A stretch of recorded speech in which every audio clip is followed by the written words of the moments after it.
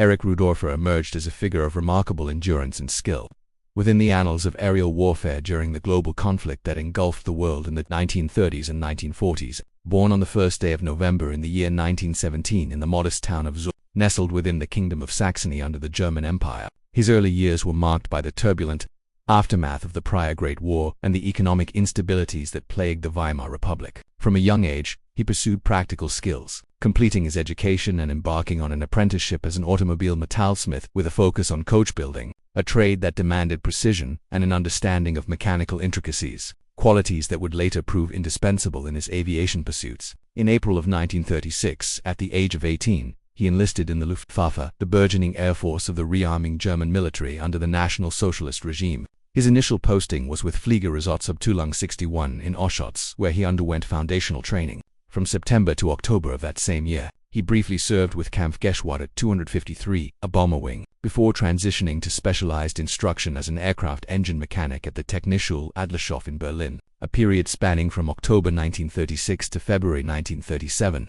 Following this, he continued his mechanical duties with Kampfgeschwader 153 until the end of October 1938, refining his technical expertise on various aircraft models. Rudorffer's shift toward piloting commenced when he was reassigned to Fliegerersatzabteilung 51 in Legnica, present-day Legnica in Poland, for flight training. There, he initially learned to handle bombers and then Zerster aircraft, the twin-engine heavy fighters designed for versatile roles, including interception and ground attack. During this phase, he also accumulated civilian flying experience as a pilot for Deutsche Lufthansa, Germany's premier airline, which broadened his proficiency in navigation, aircraft management, and operations under non-combat conditions. As geopolitical tensions escalated across Europe, culminating in the invasion of Poland on the 1st of September 1939, which ignited the Second Worldwide Conflagration, Rudorffer's abilities were redirected toward combat preparedness. On the 1st of October 1939, he was integrated into the Jagdwaffe, the fighter arm of the Luftwaffe, and sent to Jagdfliegerschule in Schleißheim for specialized fighter pilot training. Subsequent assignments included the Jagdgesangstaff Dobritz and the Ergänzungsjagdgruppe Merseburg, units dedicated to supplementing fighter forces with experienced instructors guiding novices. Promoted to Oberfeldwebel, he joined the 2nd Staffel of Jagdgeschwader to Richthofen on the 7th of January 1940, an elite unit named in honor of the renowned First World War ace Manfred von Richthofen, stationed at Frankfurt-Trebstock airfield under the command of Oberleutnant Karl-Heinz Greisert. The onset of hostilities thrust Rudorffer into immediate action with the launch of Fall Gelb on the 10th of May 1940. The German offensive against France and the Low Countries, Jagdgeschwader II provided air support to Army Group A as it maneuvered through the Ardennes, catching Allied defenses unprepared. Rudorffer's inaugural combat victory occurred on the 14th of May, downing a French Curtiss Hawk 75 near Sedan, close to Bastogne in Belgium, a feat that demonstrated his rapid adaptation to the frenetic pace of aerial engagements where instantaneous decisions dictated life or death. In the ensuing weeks, amid the Blitzkrieg's swift advances, his score mounted steadily. On the 17th of May, he claimed a French Leo 451 bomber, followed by a Moran 406 fighter 2 days later. By the 25th of May, he had added a British Blenheim bomber and a Spitfire, with another Spitfire on the 26th. June yielded further triumphs, including a Curtiss fighter, a Martin 167 bomber, and another Leo 451 on the 6th. These successes were forged in fierce dogfights over contested skies, where German aviators frequently benefited from numerical advantages yet confronted resolute Allied opposition. For his valor, Rudorffer received the Iron Cross Second Class on the 22nd of May 1940, and the First Class on the 28th of June, mere days after the armistice of the 22nd of June 1940 that concluded the Battle of France. By this juncture, he had amassed 9 confirmed victories, solidifying his status as a promising ace. With France subdued, the Luftwaffe pivoted toward Britain, initiating the Battle of Britain in July 1940, a campaign aimed at securing aerial dominance over the English Channel to facilitate a potential invasion. Rudorffer and Jagdgeschwader II operated from bases in northern France, escorting bombers and clashing with Royal Air Force fighters in protracted battles of attrition. His first victory in this theater came on the 11th of August 1940, downing a Spitfire southeast of the Isle of Portland. Subsequent claims encompassed hurricanes and Spitfires over Dover and the Thames estuary throughout August and September. A particularly harrowing episode underscored his audacity. Pursuing a damaged Spitfire at low altitude, he chased it along Croydon High Street in London, flying below rooftop level amid urban hazards, a maneuver requiring exceptional piloting acumen and unyielding resolve, as the perils of collision or ground fire loomed large. Despite the ferocity, Rudorffer endured numerous skirmishes, contributing to Jagdgeschwader II's endeavors to erode the Royal Air Force's strength. By the battle's cessation in October 1940, he had flown 145 missions and claimed 19 victories, earning him the Knight's Cross of the Iron Cross on the 1st of May 1941, a prestigious accolade for sustained gallantry. In a distinctive deviation from fighter operations, on the 19th of May 1941, Rudorffer and his wingman spotted a British submarine off the Isle of Portland and, improvising, bombed it with their onboard munitions, forcing it to submerge and later confirmed as sunk, illustrating the multifaceted demands placed upon Luftwaffe pilots who often alternated between air-to-air combat and strikes against ground or naval targets.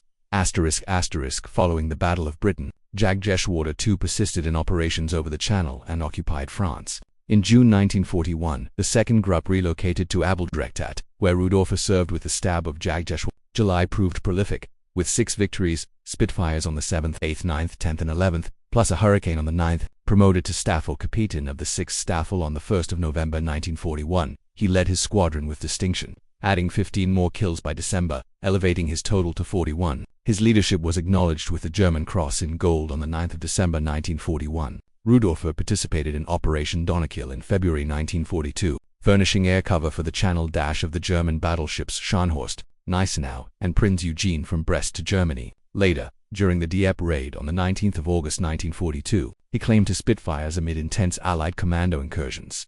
The Mediterranean theater summoned in November 1942, as Allied forces initiated Operation Torch in North Africa, the 2nd Gruppe of Jagdgeschwader to relocate it to San Pietro Clarenza in Sicily, then to Tunisia to safeguard Axis supply routes. Equipped with a robust Focke-Wulf FW-190, Rudorffer's unit engaged American and British aircraft over the arid skies. Promoted to Hauptmann on the 1st of January 1943, he operated from Kehrwang starting the 8th of January. North Africa highlighted Rudorffer's aptitude for multi-victory sorties on the 9th of February 1943. He downed 8 aircraft in 32 minutes, 6 P-40 Warhawks and 2 P-38 Lightnings. 6 days later, on the 15th of February, he claimed 7 more, 4 P-38s and 3 Spitfires, marking him as an ace in a day twice in rapid succession. These accomplishments involved high-speed dives and accurate gunnery against Allied formations, often amid sandstorms and logistical constraints. By the 4th of March, the 2nd Gruppe returned to France. But Rudorffer's African campaign had augmented his tally by 26 victories, including 10 bombers,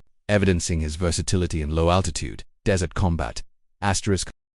Appointed Gruppen commander of the 2nd Gruppe of JAGDGESCHWADER-2 on the 17th of April 1943, replacing Hauptmann Adolf Dickfeldt. Rudorffer led his group through defensive actions against escalating Allied air penetrations over Europe. The Eastern Front, where Germany contended with the vast Soviet Union, constituted the most arduous theater of the war. In June 1943, Rudorffer was tasked with forming a new 4th Gruppe of Jagdgeschwader 54, but by the 1st of August he assumed command of the 2nd Gruppe following the death of Hauptmann Heinrich Jung. Based near Seversky, the unit defended against Soviet advances in the Leningrad sector. Rudorffer's first Eastern victory was on the 7th of August 1943, an Ilyushin Il-2 attack aircraft, infamous for its armor. On the 24th of August he achieved 5 kills in 4 minutes, exemplifying his aggressive tactics against superior Soviet numbers. The 11th of October 1943 marked a milestone. Rudorffer claimed his 100th victory, downing a Yak-7 ALAG-G3 and 3 more Yak-7s near Teremki and Glik. This made him the 55th Luftwaffe pilot to reach the century mark, a rare feat amid the front's high attrition. The Battle of Kiev, initiated by Soviet forces on the 3rd of November 1943, sought to liberate the Ukrainian capital. Amid this offensive, Rudorffer's legendary feat occurred on the 6th of November. Taking off from a forward airfield near Kiev, he led his squadron into a vast aerial fray against Soviet fighters escorting bombers and attack aircraft. The sky became a vortex of contrails, explosions, and maneuvering planes, visibility obscured by ground battle smoke. At approximately 1300 hours, Rudorffer engaged Yak-7 formations, utilizing the Messerschmitt Bf-109 JS6's superior speed and climb. He executed boom-hand-zoom attacks, diving, firing, and climbing away in minutes. He downed 3 Yak-7s, their debris falling toward the Dnieper River valley. Spotting another group, he maneuvered behind a Yak-9 and dispatched it with cannon fire to the engine. As Soviet pilots swarmed, his situational awareness enabled evasion while counterattacking.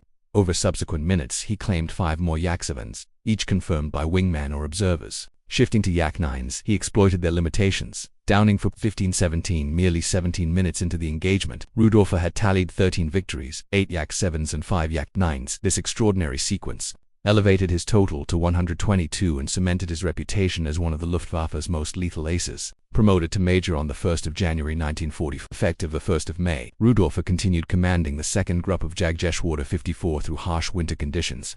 He was awarded the Knight's Cross with oak leaves on the 11th of April 1944, the 447th recipient presented by Adolf Hitler at the Berghof on the 5th of May, alongside aces like Anton Hafner and Otto Kittel. In June 1944, Jagdgeschwader 54 supported Finnish defenses during the Soviet Karelian offensive as part of Gefechtsverband, calmly relocating to Amola airfield on the 17th of June. By the 19th of September, the group moved to Libau, present-day Liepaja in Latvia, amid the Baltic Front's collapse. During the Riga offensive in October, they shifted to Heiligenbeil in East Prussia. On the 28th of October, Rudorffer claimed 11 victories, including his 200th overall.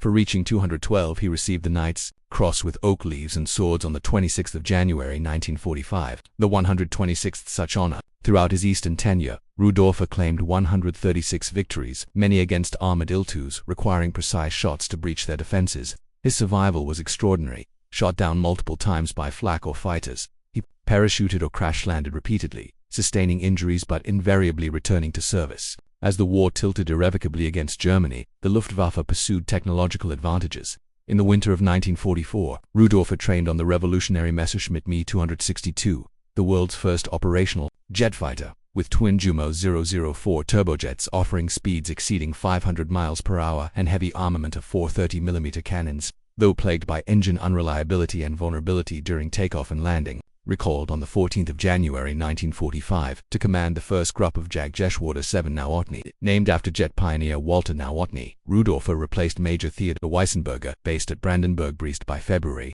1945. The unit intercepted Allied bomber formations over Germany. The Me-262's velocity enabled hit-and-run tactics against B-17 Flying Fortresses and B-24 Liberators, eluding escorts like P-51 Mustangs. Rudorffer adapted swiftly, claiming 12 victories on the Me-262, including 10 heavy bombers, 7 in April 1945. These involved high-altitude intercepts, where the jet excelled. As one of the initial jet aces, his exploits underscored the Me-262's potential.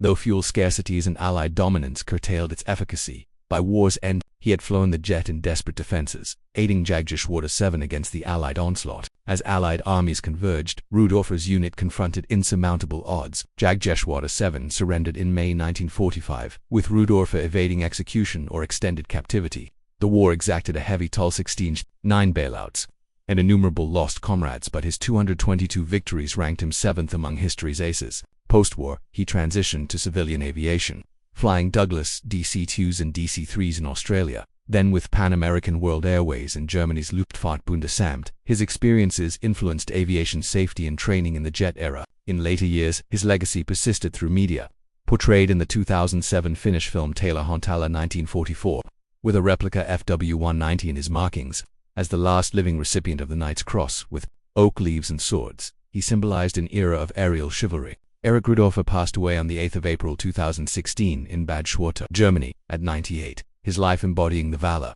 tragedy, and evolution of wartime aviation, from propeller-driven fighters to jet propulsion. To delve deeper into the context of Rudorffer's achievements, it is essential to consider the broader framework of aerial combat during the Second World War, where victory claims were subject to rigorous verification processes within the Luftwaffe. Yet overclaiming was a phenomenon observed across all belligerents due to the chaos of battle, multiple engagements, and the difficulty in confirming wrecks in hostile territory. Discussions among historians have scrutinized specific claims, such as Rudorffer's 13 victories in 17 minutes on the 6th of November 1943, where Soviet records indicate fewer losses, suggesting possible discrepancies, attributable to the fog of war rather than intentional fabrication. Similarly, his 8 victories in 32 minutes on the 9th of February 1943 in North Africa have been analyzed against Allied loss reports, revealing that while overclaiming occurred, it was often a result of genuine belief in hits, leading to destructors compounded by the pressure of combat and the competitive pursuit of honors like the Knight's Cross.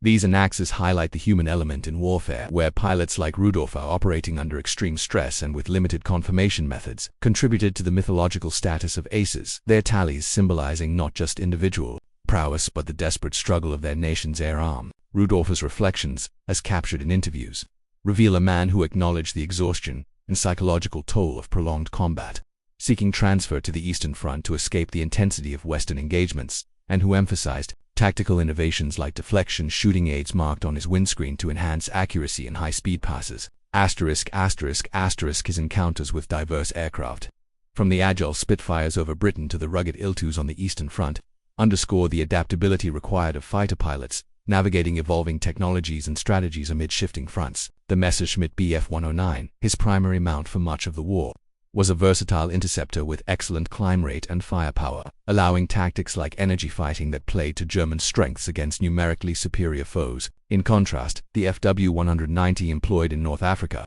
offered robustness and speed for low-level operations, while the Me 262 represented a quantum leap, though its deployment came too late to alter the war's outcome. Historical accounts from comrades and adversaries alike paint Rudorffer as a leader who fostered unit cohesion, even in toxic environments like Tunisia, where kill competitions strained morale.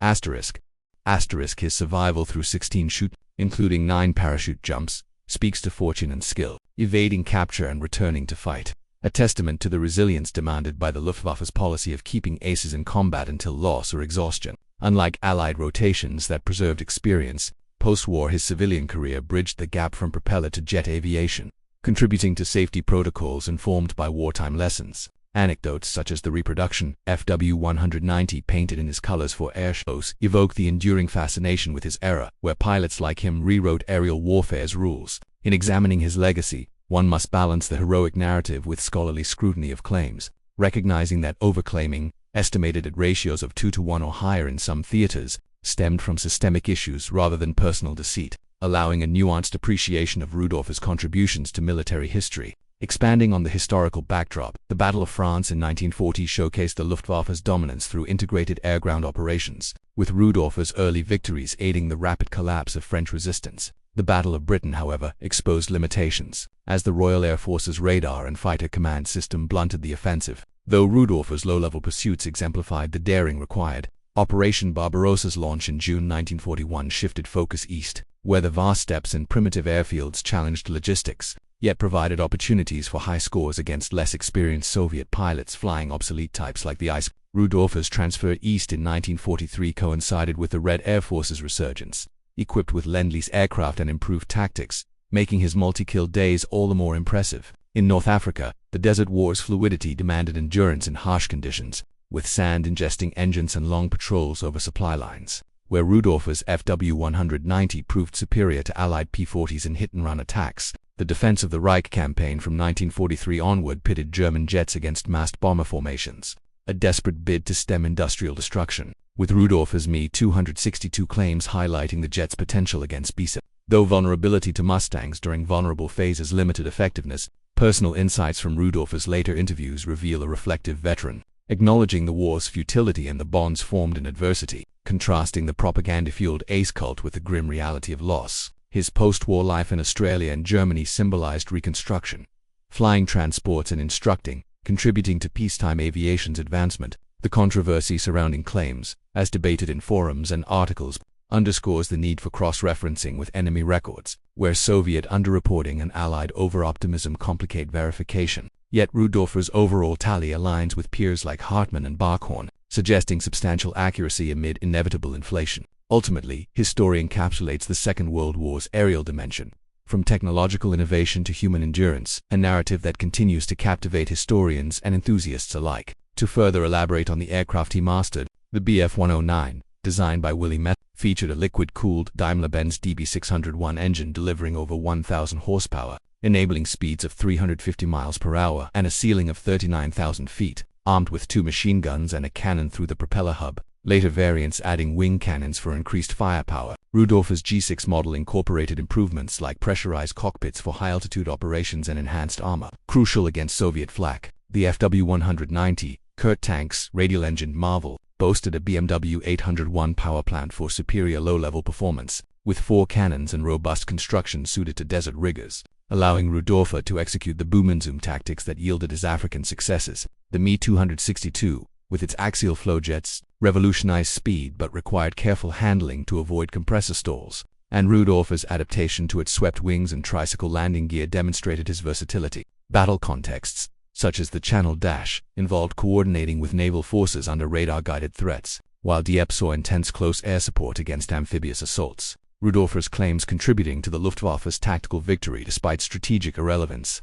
On the Eastern Front, operations like the relief of Leningrad involved escorting Stukas against ground targets, where Rudorffer's IL-2 targeted the flying tank's weak rear, often requiring multiple passes. The Kurland pocket in 1944-5, where German forces held out in Latvia, saw Rudorffer's fighter of Lieber Monika earned through intercepting Soviet raids. His 9 kills in 10 minutes forcing a bomber retreat, a feat verified by ground observers despite debates on exact numbers. Overclaiming analysis, drawing from Soviet archives, suggest for the November 6 engagement a potential match to 5 Yak losses, with discrepancies attributed to shared kills or unreported crashes, a common issue in fluid battles where wreckage recovery was impractical. Similar scrutiny of his February 9 claims aligns with USAAF records of P-40 and P-38 engagements, where confusion in large formations led to multiple pilots claiming the same victim. Historians like Krista Bergstrom and Donald Caldwell note that Luftwaffe confirmation relied on witness statements and gun camera film when available, but the Eastern Front's vastness and partisan activity hindered thorough investigation,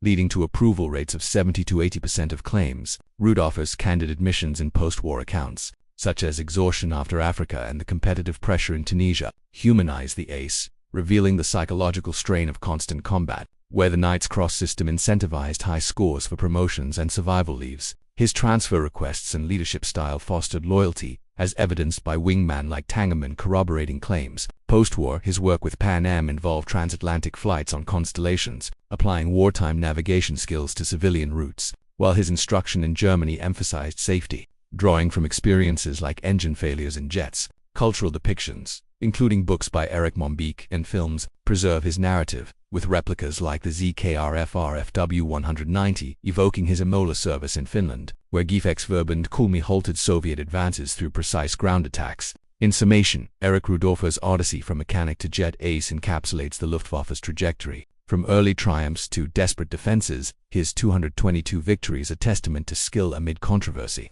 enduring as a chapter in aviation history. Continuing the exploration, the broader implications of aces like Rudorffer on Luftwaffe strategy reveal a reliance on individual expertise over mass production, contrasting Allied approaches that emphasized quantity and rotation. The experts in system, inherited from the First World War, created a cult of personality around with propaganda amplifying their feats to boost morale. Though this led to burnout and high losses among veterans, Rudorffer's longevity, serving from Poland in 1939 to surrender in 1945, was exceptional, outlasting peers through a combination of luck, tactics, and transfers. His encounters with diverse adversaries highlighted national differences: British pilots, discipline in the Battle of Britain, American numerical superiority in Africa, and Soviet tenacity on the East. Tactical innovations, such as the Finger 4 formation adopted from Spanish Civil War lessons, allowed Rudorffer to maximize the Bf-109's advantages, while in the Me-200, he pioneered jet combat techniques like high-speed slashing attacks on bombers. Reflections on overclaiming underscore that all air forces faced similar issues. Royal Air Force claims in the Battle of Britain were inflated by factors of 2,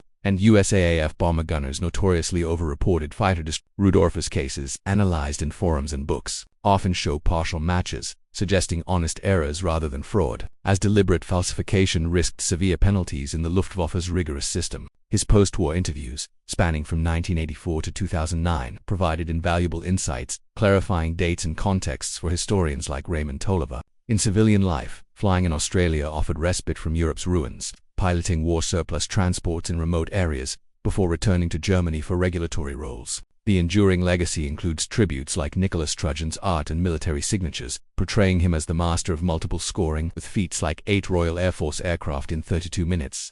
As the last surviving Swords recipient, his death in 2016 marked the end of an era, leaving a rich tapestry of courage, controversy, and contribution to aerial warfare's evolution.